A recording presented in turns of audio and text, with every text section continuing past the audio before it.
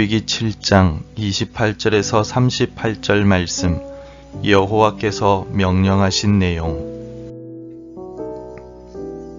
여호와께서 모세에게 말씀하여 이르시되, 이스라엘 자손에게 말하여 이르라. 화목제물을 여호와께 드리려는 자는 그 화목제물 중에서 그의 예물을 여호와께 가져오되, 여호와의 화제물은 그 사람이 자기 손으로 가져올지니 곧 그 제물의 기름과 가슴을 가져올 것이요, 제사장은 그 가슴을 여호와 앞에 흔들어 요제를 삼고 그 기름은 제단 위에서 불사를 것이며 가슴은 아론과 그의 자손에게 돌릴 것이며, 또 너희는 그 화목제물의 오른쪽 뒷다리를 제사장에게 주어 거제를 삼을지니, 아론의 자손 중에서 화목제물의 피와 기름을 드리는 자는 그 오른쪽 뒷다리를 자기의 소득으로 삼을 것이니라. 내가 이스라엘 자손의 화목제물 중에서 그 흔든 가슴과 든 뒷다리를 가져다가 제사장 아론과 그의 자손에게 주었나니, 이는 이스라엘 자손에게서 받을 영원한 소득이니라. 이는 여호와의 화제물 중에서 아론에게 돌릴 것과 그의 아들들에게 돌릴 것이니, 그들을 세워 여호와의 제사장의 직분을 행하게 한 날, 곧 그들에게 기름 부은 날에 여호와께서 명령하사 이스라엘 자손 중에서 그들에게 돌리게 하신 것이라. 대대로 영원히 받을 소득이니라. 이는 번제와 소제와 속죄제와 속건제와 위임식과 화목제의 규례라. 여호와께서 시내 광야에서 이스라엘 자손에게 그 예물을 여호와께 드리라 명령하신 날에 시내 산에서 이같이 모세에게 명령하셨더라. 2002년 뉴질랜드의 빅토리아 대학의 심리학과 스테판 린드세이 교수가 한 번도 열기구를 탄 적이 없는 사람을 모아서 실험을 하였습니다. 이 실험에서 열기구를 탄 적이 없는 사람들의 어린 시절의 사진을 가족들에게 먼저 받아서 그들이 열기구를 탄 것처럼 보이는 사진들을 편집해서 보여주었습니다. 몇 차례 반복적으로 편집된 사진과 진짜 사진을 보여주며 열기구를 탄 적이 있는지 기억해보라고 실험한 결과, 평생 동안 한 번도 열기구를 탄 적이 없던 실험 참가자들의 절반이나 마치 자신들이 열기구를 탔고 그때의 감정이나 상황이 어떠했는지를 술술 이야기했다고 합니다. 사람의 기억은 변화될 수가 있고 왜곡될 수가 있으며 오염될 수가 있습니다. 또한 기억은 영원하지도 않습니다.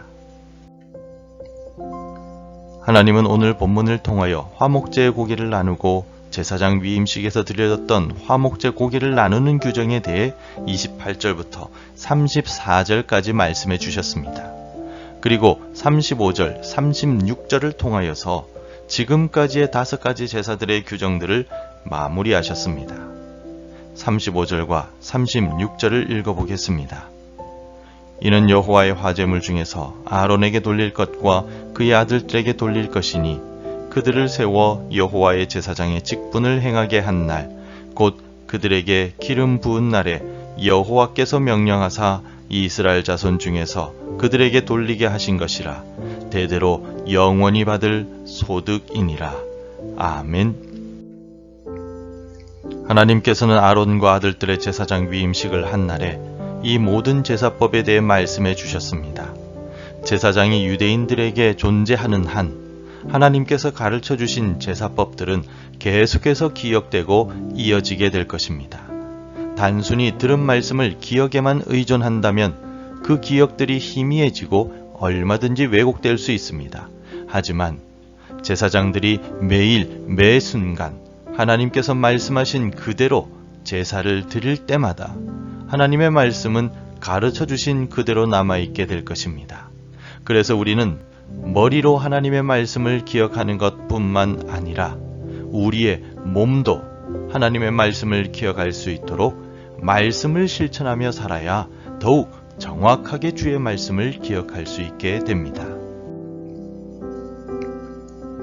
그렇다면 하나님께서는 왜 이렇게 이스라엘 백성들에게 제사법에 대해 정확하게 기억하기를 원하시는 것일까요?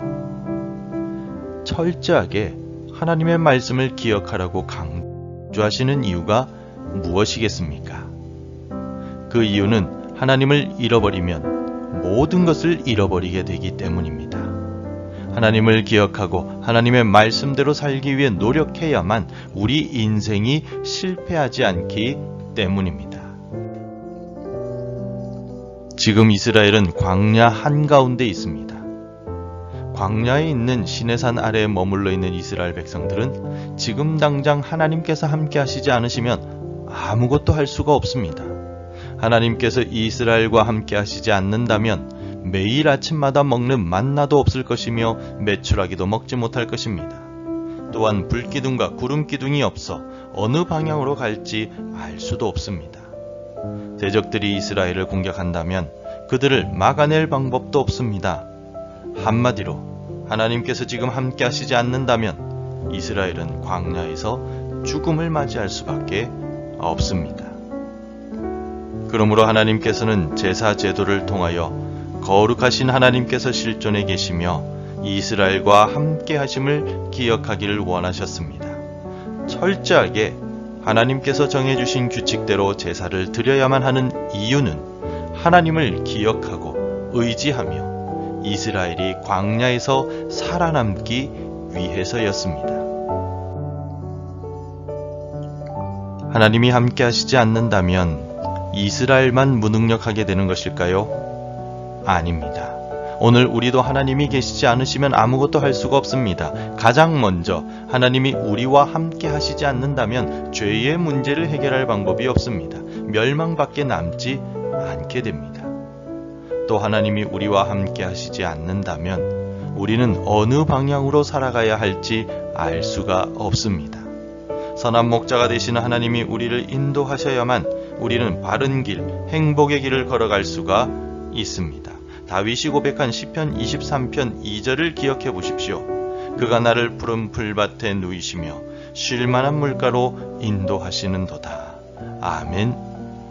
하나님이 우리를 인도하셔야만 우리는 푸른 풀밭에 누울 수 있으며 쉴만한 물가로 나아갈 수 있습니다. 그러므로 하나님께서 이스라엘에게 명령하신 복잡한 제사의 규정은 이스라엘을 살리시고 구원하시기 위함이었습니다. 오늘 우리에게 주의 말씀을 주시고 말씀을 철저하게 지키라고 명령하시는 이유는 하나님을 분명하게 기억하도록 하시기 위함입니다.